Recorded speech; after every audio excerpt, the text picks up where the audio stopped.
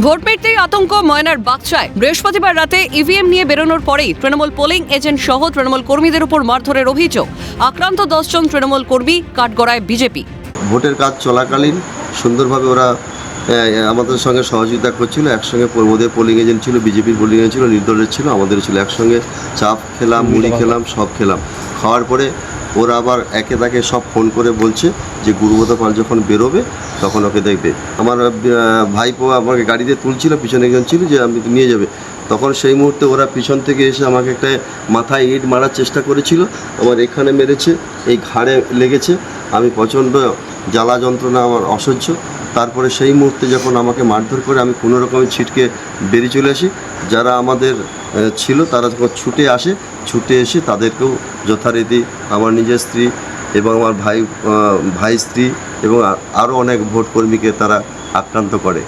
মহিলাদেরও মারধরের অভিযোগ উঠেছে। পোলিং এজেন্টের স্ত্রী সহ তৃণমূল কর্মীদের পরিবারের সদস্যরাও আক্রান্ত হয়। তাদের দাবি ছাপ্পা ভোট দিতে না পারার ক্ষোভেই এই আক্রমণ। বিজেপির লোক ওরা ছাপ্পা ভোট মারতে পারেনি, ওদের জন্য একটা জ্বালা কর্কশ। তারপরে হচ্ছে ছুটে আসতেছে আমরা ছেলেরা। আমরা বলছি কি হয়েছে, বলে তোরা এখানে কি করতে আসছি?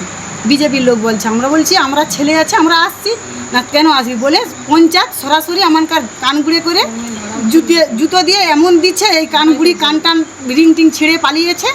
তারপরে আমরা বলি কি হচ্ছে বলো, কোনো কথা নাই, তোরা যা এখান, কেন আসবি তোরা এখানকে? আমার স্বামী থাকবে ওখানে, ওরা মারধর করবে, আমরা কী করে বাড়ি আসি বলো তো?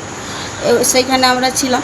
ওরা ওই রকম জল্লা করে ভোট দিতে পারেনি, ওই ছাপ্পা ভোটও দিতে পারেনি। ওইটাকে কেন্দ্র করে আমরা যে সেখানে আমার বৌমার বাপের বাড়ি, আমার নাতনিকে নিয়েছিলাম ওইখানে। হ্যাঁ, যা গন্ডগোল লাগছে, আমি কী হলো আমার নাতনিকে বেরিয়ে গেছি, সেই ঠেলাঠেলি হুস্তাহুস্তি। পাল্টা বিজেপির অভিযোগ, ঘটনাস্থলের সামনে এক বিজেপি নেতার বাড়িতে চড়াও হয় তৃণমূল কর্মীরা। তার বাড়ি ভাঙচুর চালানোর চেষ্টা করে, পরে পুলিশ গিয়ে পরিস্থিতি নিয়ন্ত্রণে আনে। এই ঘটনায় তমলুক সাংগঠনিক জেলার বিজেপি যুব মোর্চার জেলা সম্পাদক সৌমেন ধারা ও তার মা অসুস্থ হয়ে পড়েন। অসুস্থ মহিলাকে ময়না প্রাথমিক স্বাস্থ্য কেন্দ্রে ভর্তি করা হয়েছে। আজকের ভোট চলাকালীন যখন ভোট চলেছিল, আমার 241 নম্বর বুথ বাগচা গ্রাম পঞ্চায়েত ময়না বিধানসভা, পুরো বাগচা গ্রাম পঞ্চায়েতের ন্যায় আমার বুথেও পিসফুলি ভোট হয় এবং সকাল থেকে সন্ধ্যা পর্যন্ত প্রত্যেক মানুষ এসে ভোট দান করে।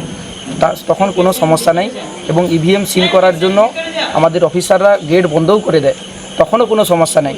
এরপর কিছু তৃণমূলের ব্যক্তি যারা সকালের 10টার আগে ভোট দিয়ে দিয়েছে, কিন্তু তারা ইচ্ছা করে ওই চত্বরে ছিলেন যাতে সমস্যা তৈরি করা যায় এবং যথারীতি ভোট শেষ হওয়ার পরে দুই দলের মধ্যে একটা বাতানুবাদ শুরু হয় এবং হাতাহাতি বা ধস্তাধস্তি চলে। ভোট মিটলেও থামল না অশান্তি। এই ঘটনায় অভিযোগ পাল্টা অভিযোগে তৃণমূল এবং বিজেপি উভয় পক্ষই থানায় দ্বারস্থ।